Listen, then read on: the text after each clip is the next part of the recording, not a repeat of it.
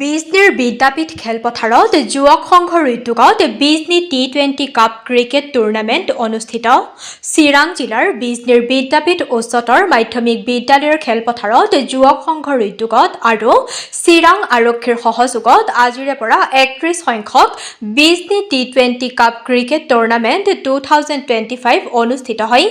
এই T20 tournament খেলখন ছাত্ৰ-ছাত্ৰীৰ পৰীক্ষাৰ প্ৰতি লক্ষ্য ৰাখি অনুষ্ঠুপীয়াকৈ অনুষ্ঠিত কৰা হৈছে বুলি জানিবলৈ দিয়ে খেল সমিতিৰ তৰফৰ পৰা। এই টি20 টুৰ্ণামেণ্টত ৰাজ্যৰ বিভিন্ন ঠাইৰ পৰা 9টাকৈ দলে অংশগ্ৰহণ কৰিব। আজিৰ উদ্বোধনী খেলত চাইক্লোন ক্লাব বঙাইগাঁও আৰু হাউলী খেল সন্থাৰ মাজত উদ্বোধনী খেল অনুষ্ঠিত হয়। আজিৰ উদ্বোধনী খেলত চাইক্লোন ক্লাব বঙাইগাঁৱে 19.3 অভাৰত 10টা উইকেট হেৰুৱাই 141 ৰান সংগ্ৰহ কৰে। বিপৰীতে হাউলী খেল সন্থাই 19.4 অভাৰত 10টা উইকেট হেৰুৱাই 121 ৰান সংগ্ৰহ কৰে। 20 ৰানৰ ব্যৱধানত চাইক্লোন ক্লাবে বিজয়ী হয়। আগন্তুক 7 তাৰিখে এই টি20 টুৰ্ণামেণ্টৰ চূড়ান্ত খেল অনুষ্ঠিত হ'ব। আজিৰ খেল অনুষ্ঠানত বিজনীৰ সমাজ সেৱক ডক্টৰ সুবীৰ কুমাৰ দাস, যুৱক সংঘৰ সভাপতি অনুপম চৰকাৰ, ক্ৰীড়া সন্থাৰ উপদেষ্টা কুলজিৎ দাসৰ লগতে আমন্ত্ৰিত অতিথি উপস্থিত থাকে। News desk Bijni first 24।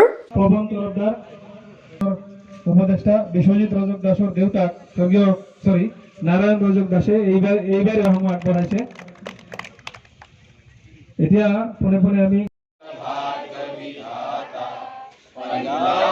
Sindhu Gujarat Maratha দ্রাবিড় উৎকল বঙ্গা বিন্দ হিমাচল যমুনা গঙ্গা উচ্চল জলধি তরঙ্গা তব শুভ নামে জাগে তব শুভ আশিষ মাগে গাহে তব জয় গায়ক জয় হে भारत भाग्य विधाता जय हे जय हे जय हे जय जय जय जय हे।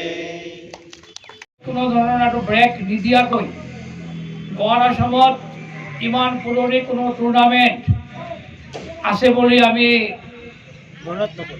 জনা নাই। আমি ক'ব পাৰোঁ যুৱক সংঘৰ এইটো টুৰ্ণামেণ্ট আটাইতকৈ প্ৰাচীন আৰু এই টুৰ্ণামেণ্টৰ পৰাই যি টুৰ্ণামেণ্ট আমি চলাই আছোঁ ইয়াৰ পৰাই ৰাজ্যিক পৰ্যায়ৰ খেলুৱৈ, আন্তৰ্জাতিক পৰ্যায়ৰ খেলুৱৈ, ডিষ্ট্ৰিক্ট পৰ্যায়ৰ বহুত খেলুৱৈ আমি ইয়াৰ পৰা দিবলৈ সমৰ্থ হৈছোঁ।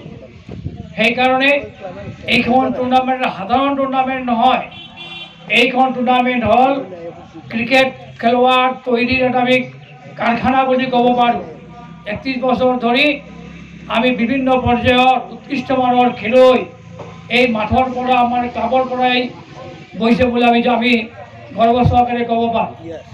এইখন মাঠতেই ৰঞ্জী খেলা প্লেয়াৰ খেলি গৈছে, আন্তৰ্জাতিক মানৰ প্লেয়াৰ খেলি গৈছে। সেইকাৰণে এই মাঠটো এটা সাধাৰণ মাঠ নহয়। এই মাঠটো এটা ক্ৰিকেটৰ এই অঞ্চলৰ এটা আৰু আকৰ্ষণীয়, আৰু আমি ইয়াত বিভিন্ন ধৰণৰ খেলুৱৈৰ খেল দেখি আমাৰ ৰাইজ আনন্দ লাভ কৰি সমৰ্থ হৈছে।